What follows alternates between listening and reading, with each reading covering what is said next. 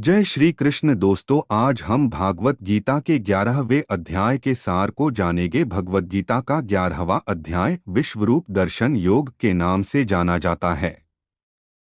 इस अध्याय में अर्जुन को भगवान के उस विराट स्वरूप का दर्शन कराया जाता है जिसे देखने की इच्छा उसने पहले व्यक्त की थी। 10वें अध्याय में भगवान ने अपनी दिव्य विभूतियों का वर्णन किया था, जिससे अर्जुन का संशय दूर हो गया और उसका विश्वास दृढ़ हुआ कि श्री कृष्ण ही समस्त कारणों के कारण हैं। फिर भी अर्जुन के हृदय में यह जिज्ञासा उठी कि वे उस परम सत्य को प्रत्यक्ष रूप में देखना चाहते हैं, ताकि संसार को यह प्रमाण मिल सके कि उनके सामने खड़े श्री कृष्ण ही सर्वशक्तिमान परमेश्वर हैं। अर्जुन विनम्रता से प्रार्थना करता है कि यदि आप मुझे योग्य समझें तो अपना वह दिव्य स्वरूप दिखाइए जिससे यह संपूर्ण सृष्टि उत्पन्न होती है और जिसमें अंत में सब कुछ लीन हो जाता है। तब भगवान कहते हैं कि मेरे इस विश्वरूप को तुम अपनी इन सामान्य आँखों से नहीं देख सकते। मैं तुम्हें दिव्य नेत्र देता हूँ। इससे यह सिद्ध होता है कि परम सत्य को जानने के लिए केवल तर्क या भौतिक इंद्रियां पर्याप्त नहीं हैं, भगवान की कृपा और दिव्य दृष्टि आवश्यक है। जब भगवान अर्जुन को दिव्य दृष्टि देते हैं, तब अर्जुन उस विराट रूप का दर्शन करता है जिसमें असंख्य मुख, नेत्र, अद्भुत दृश्य, दिव्य आभूषण, अस्त्र शस्त्र और अनंत प्रकाश दिखाई देता है।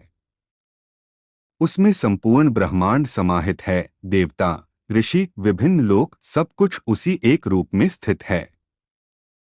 अर्जुन देखता है कि समय के प्रवाह में सब योद्धा भगवान के मुख में प्रवेश कर रहे हैं। इससे यह स्पष्ट होता है कि भगवान ही काल के रूप में सबका संहार भी करते हैं। वे केवल सृष्टि के कर्ता ही नहीं, पालनकर्ता और संहारकर्ता भी हैं। अर्जुन इस अद्भुत और भयानक दृश्य को देखकर विस्मित और भयभीत हो जाता है। वह समझ जाता है कि भगवान की शक्ति असीम है और मनुष्य का अहंकार तुच्छ है। वह देखता है कि जो युद्ध होने वाला है उसके सभी प्रमुख योद्धा पहले से ही भगवान की योजना में मारे जा चुके हैं। भगवान अर्जुन से कहते हैं कि तू केवल निमित्त मात्र बन जा। इसका अर्थ यह है कि जीव स्वयं करता नहीं है, परमेश्वर की योजना के अंतर्गत ही सब कुछ घटित होता है। मनुष्य का कर्तव्य है कि वह भगवान की इच्छा के अनुसार अपना धर्म पालन करे। अर्जुन भगवान के विराट स्वरूप की स्तुति करता है। वह स्वीकार करता है कि आपने ही सबको उत्पन्न किया है, आप ही सबके स्वामी हैं।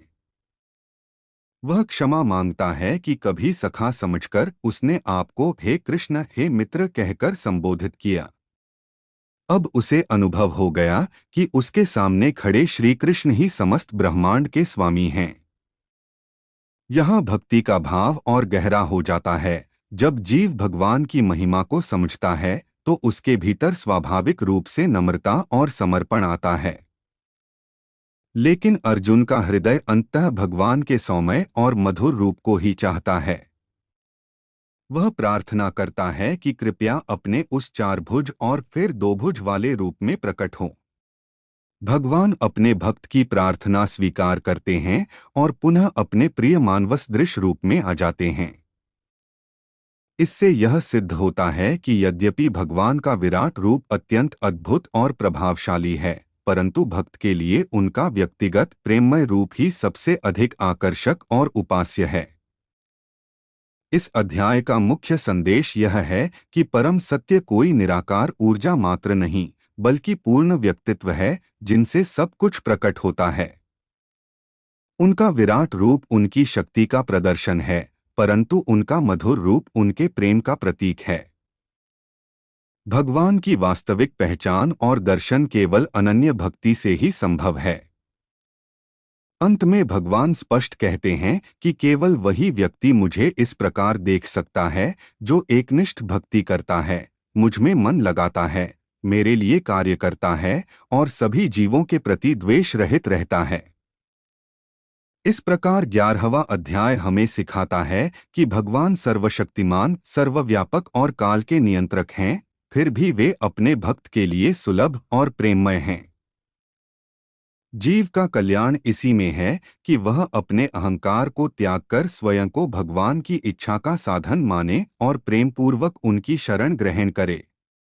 यही विश्वरूप दर्शन योग का सार है।